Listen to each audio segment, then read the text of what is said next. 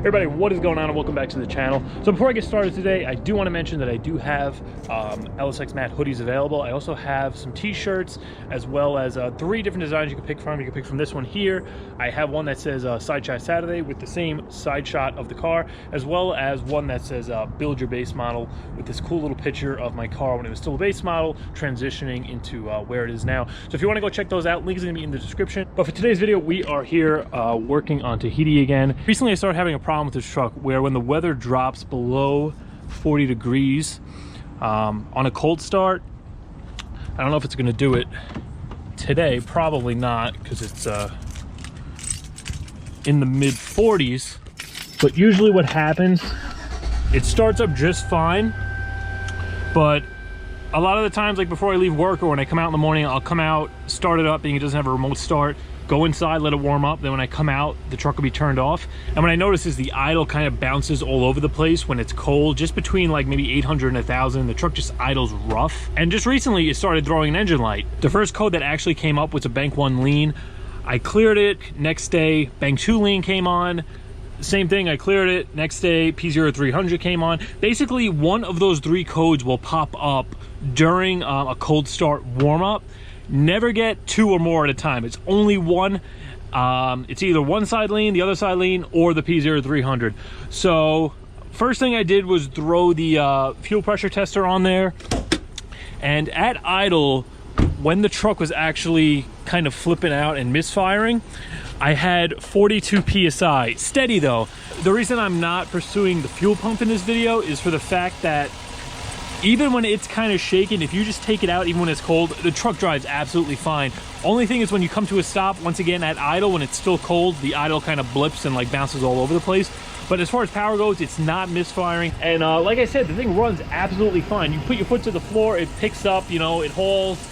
There's no sputters, no nothing when it's under load. It's only when it's a cold start. So what I think is happening, which seems to be a common problem on these trucks, is a leak from the intake manifold gasket.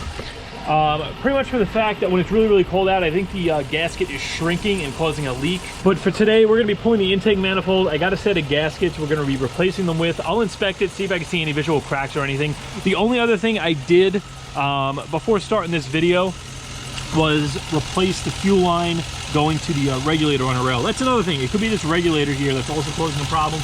Once again, I'm gonna take it one step at a time. We're gonna do the intake manifold gasket. The problem's still there. I'll probably swap this regulator out. The problem's still there. Then I'll bite the bullet and drop the tank and do the pump.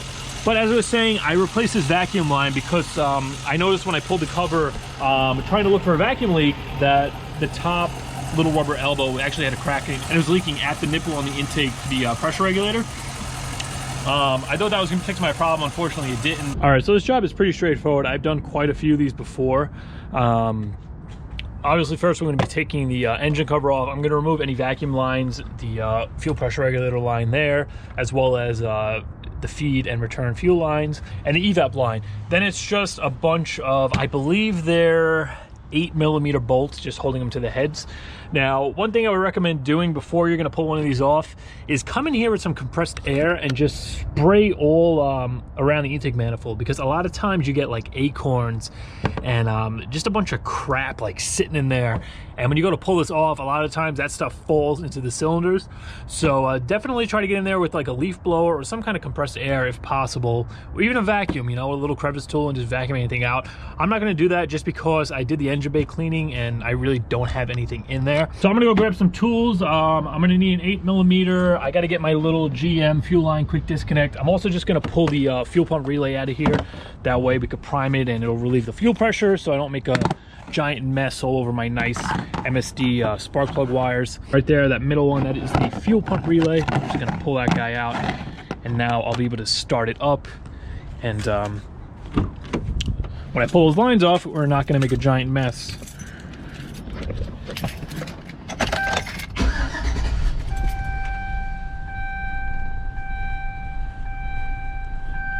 Running out of fuel.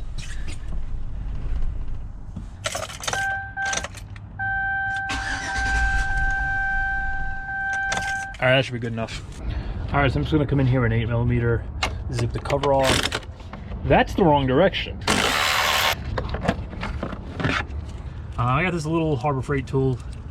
pretty much you want to just pull this line in, slip this guy under it, and there's still a lot of fuel pressure there. That's nice. That should have been relieved when I pulled the relay out.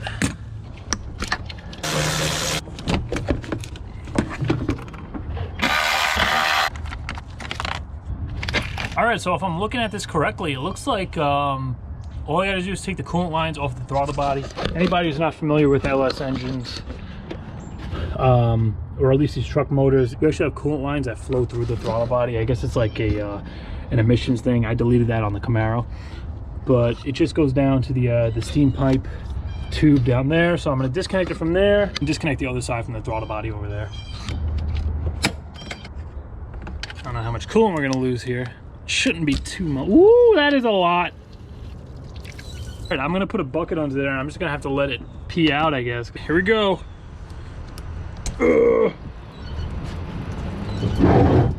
Catching it.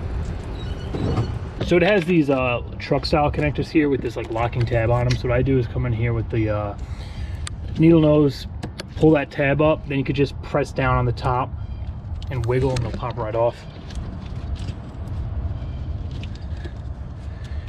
If they're not like soaked in coolant, they'll usually come off, I promise. All right, there it is.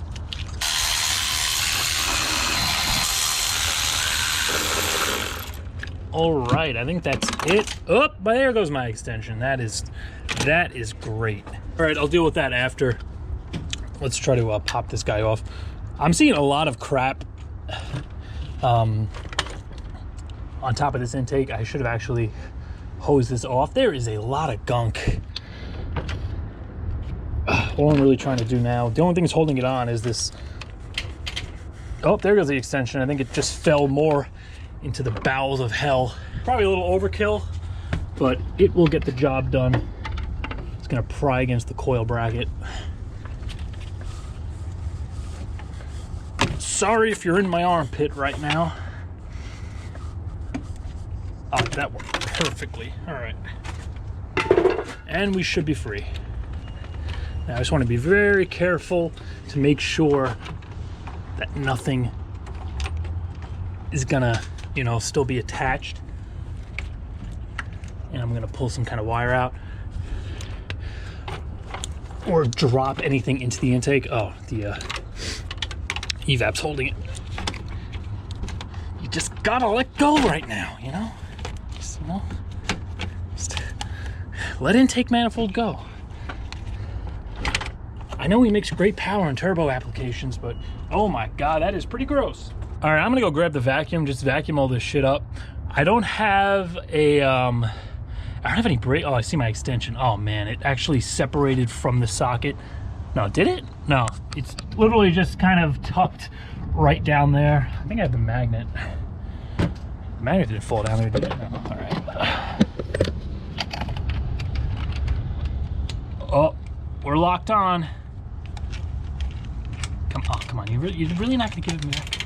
Wow, it does not want to come out. Oh, it is. Come on, you gotta come home. The top of a transmission is no life for an extension. I know there's probably he's probably down there. Ah, damn it, he's probably down there chatting with the 10 millimeters now. I don't see anything. I'm just like stabbing around in the dark at this point.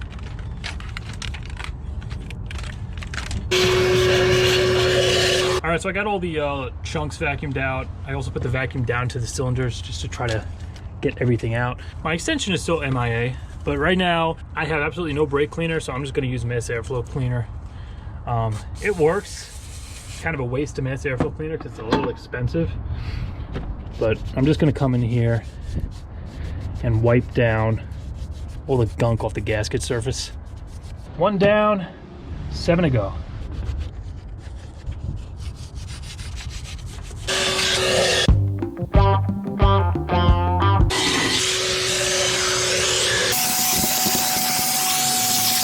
All right, so the heads are all cleaned up and looking great. Easiest way to clean this was to come in here with this now extremely crusty and gummed up wire brush. I just put a rag in the cylinder I was working on and just, you know, lightly brush around it. All the really hard on, all the really stuck on oil and like burnt on deposits came off without a problem. Then I just came in, sprayed a little of the mass airflow or brake cleaner if you have it, onto the rag and just wiped them all down. So they're looking really, really good.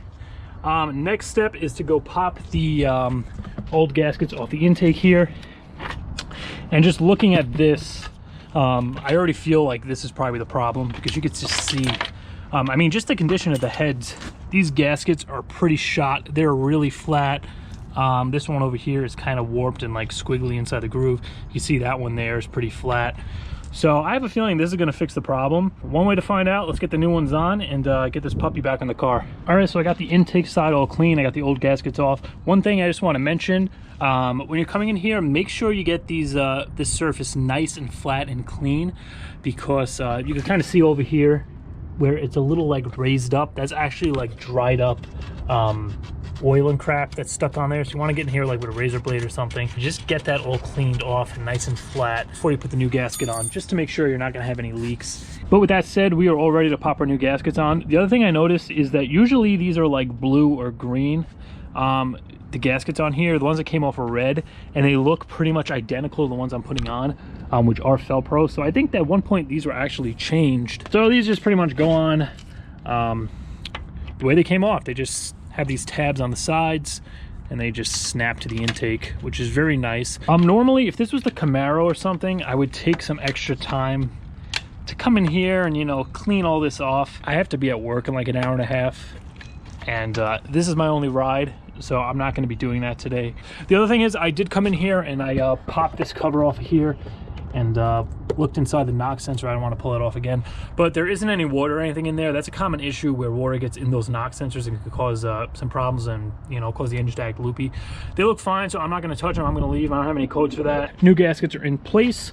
So what do you say we drop this thing on and get it torqued down?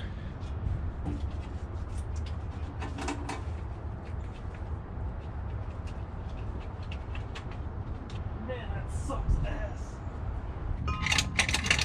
How does this always happen? How is it even possible? Like that friggin' extension, I can just leave it there for all of eternity and it will never come out. It just sandwiched itself in there. Oh my god, how the hell am I gonna get this stupid thing out of here? This is some bullshit right here. Oh, I can feel it.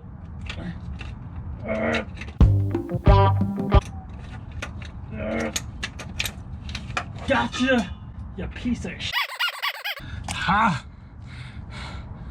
Victory. This thing literally just wedged itself between the case and the bracket for the shifter cable, and it just would not come out. It was just it was literally in its own little cradled spot, and I was very, very close to just leaving it there. Well, that was kind of boring. I'm not sure what the torque is on these. I'm just gonna snug them up. Get the steam vent hose back on. All right, torque spec on these guys is 89 inch-pounds. So I got my little Harbor Freight inch-pound torque wrench here.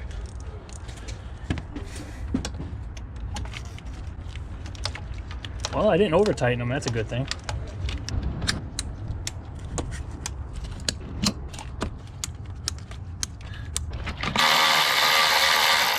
All right, guys, so everything is pretty much back together. The last piece that I'm putting on is this hard line for the PCV that goes from the top of the intake to the PCV valve. And I just noticed this thing is split wide open. And it's very brittle, very hard. I don't know if I noticed this. I don't know if I did this when I pulled it off, or if it was just cracked the whole time, because this would definitely cause a vacuum leak.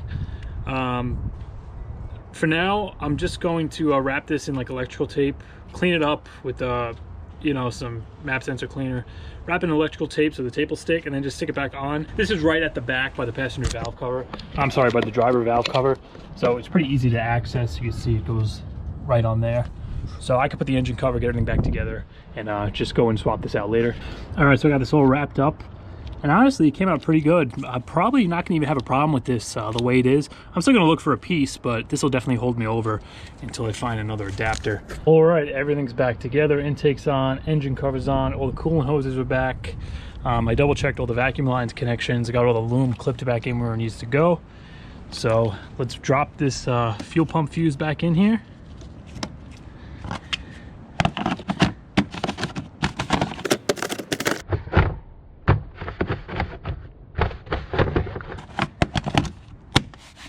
And give it a start.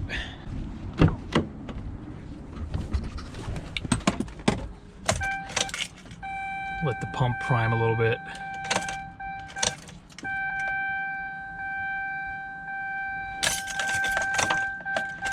All right, let's just check for fuel leaks real quick. Shouldn't be any, but look good.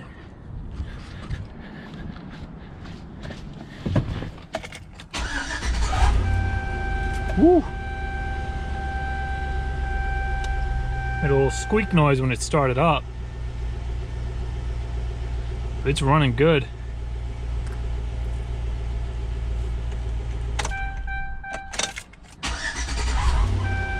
I think there's coolant on the belt. That should dry out. I gotta change that belt anyway. But she sounds good. Once again, it's too warm to actually see if this fixed the problem. Luckily, it's gonna be getting colder the next few days. By next week, we're gonna be in the 30s again.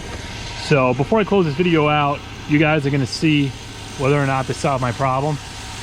Okay, so I finished filming that video, I wanna say the end of January. As you're watching this right now, obviously it's April now. So yeah, that's why there was some sun there and it was a little weird weather-wise compared to how it is out right now. But I got the intake manifold gaskets done, and I did film footage when it was cold of me starting it up when it was like 35 degrees out, and I lost it. But the problem is completely gone. Since I filmed that at the end of January, I've been driving it around and I've had absolutely no problems. When the weather was cold, we had snow. It was in like the low 30s, high 20s. No shaking, no hesitation.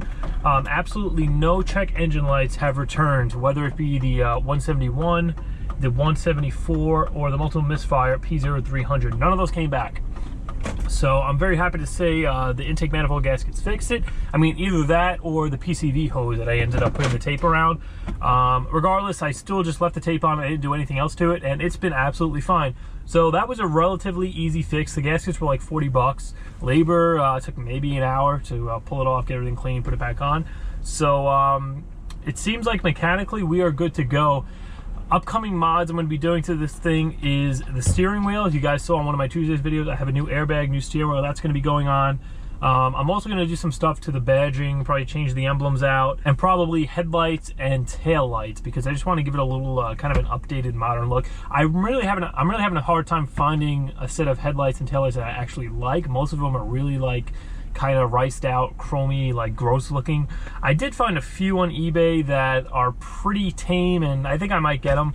But any of you guys who have taillights on your trucks, or any suggestions you might have, leave a comment down below. I'll take a look at them for sure. But if you want to go pick up a hoodie or sweatshirt, link is going to be on top of the screen. If you want to go do this job to your truck, if you're having the same problem, you want to try throwing the intake gaskets at it, fix my problem, I'm going to link the exact part that I used down below. But for now, I hope you guys enjoyed this video. If you did, please be sure to like, comment, share, subscribe, and I'll see you in the next one.